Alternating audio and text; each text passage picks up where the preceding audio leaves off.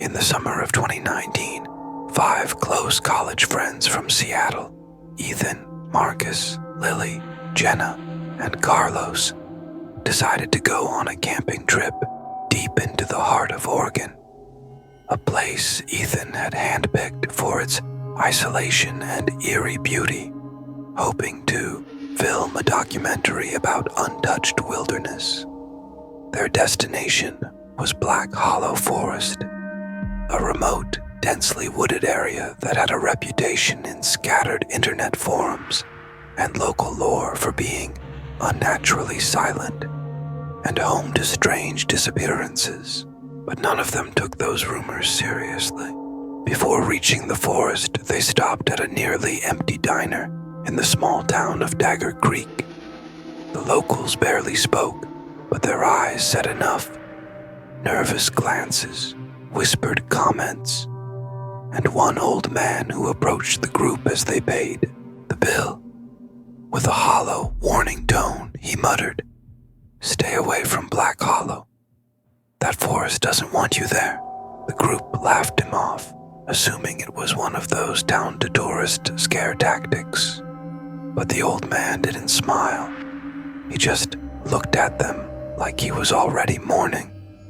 They reached the forest just before sundown, parked the car at the edge of the overgrown trail, and hiked in about 2 miles before setting up camp near a secluded lake surrounded by thick pine and silence that felt heavier than it should have.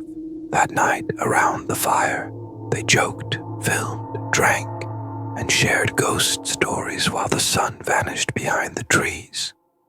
But as the laughter faded and the fire died down, an unnatural chill swept through the campsite, and strange clicking sounds echoed through the woods. Lily swore she saw something, standing just beyond the tree line, tall, motionless, watching them. No one else saw it, and they brushed it off as shadow tricks. But even Carlos, the skeptic of the group, admitted the forest felt wrong. Later, while reviewing the day's footage on his laptop inside the tent, Ethan paused on a frame where something was caught behind them during the campfire. A distorted, half-visible figure, impossibly thin with hollow white eyes, blending into the trees. Before he could show the others, a piercing scream ripped through the air. It was Carlos. They all ran out with flashlights, shouting his name, but all they found was his tent shredded open and a trail of blood leading into the woods, which ended at the base of a tree smeared red halfway up the trunk. Then they saw it. Carlos's body, mangled, hanging like meat, his skin pale and his veins dark and sunken, as if every drop of blood had been drained. Shocked and terrified, they agreed to leave at first light, but by morning, their compass spun wildly. Their GPS wouldn't connect, and no matter which direction they walked, they kept circling back to the same lake. The forest felt alive, like it was deliberately confusing them.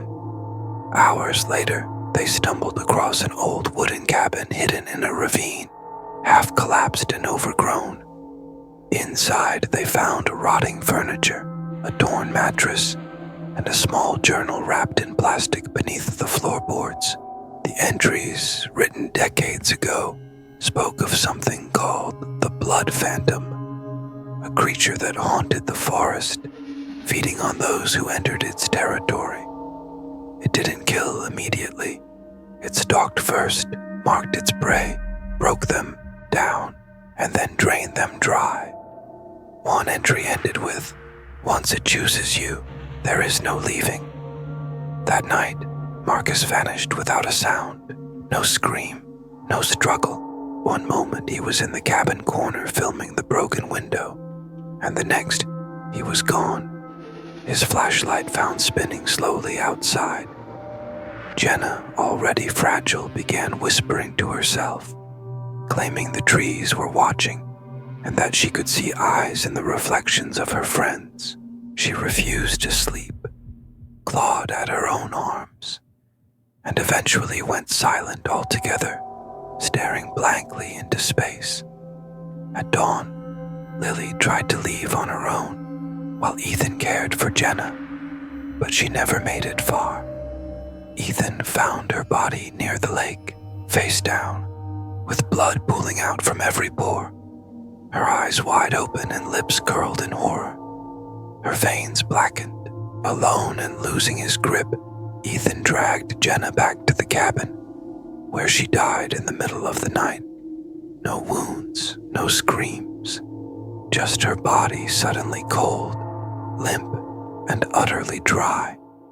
Ethan spent the final day inside the cabin, alone, whispering to his camera, documenting everything in the hope that someone would find the footage.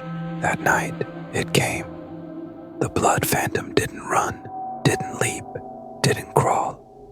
It floated tall and gaunt, its skin ash gray and pulled tight over bones, its eyes hollow and leaking black fluid, its mouth too wide, filled with long, jagged teeth that pulsed as if alive. Ethan tried to light the cabin on fire, and it worked. The flames stunned the creature, causing it to let out a screech so inhuman that the forest itself seemed to shake. With that momentary distraction, he fled barefoot into the woods, running for hours until he burst out near the same road they had driven in on, collapsing in front of a logging truck just outside Dagger Creek. He was hospitalized for weeks, treated for exhaustion, hypothermia, and psychological trauma. When he finally spoke, he told everything: the town, the forest, the phantom, the deaths. But there was no evidence, no bodies, no blood, no footage. His camera had been burned, and search teams found nothing. Authorities assumed a psychotic breakdown or drug-fueled delusion, and after months of therapy, Ethan was quietly released.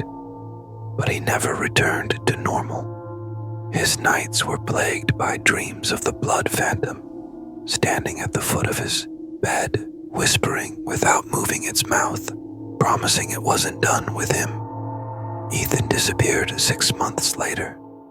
His apartment was locked from the inside, his belongings untouched, but on the wall above his bed, carved deep into the plaster, were the words, "Still thirsty."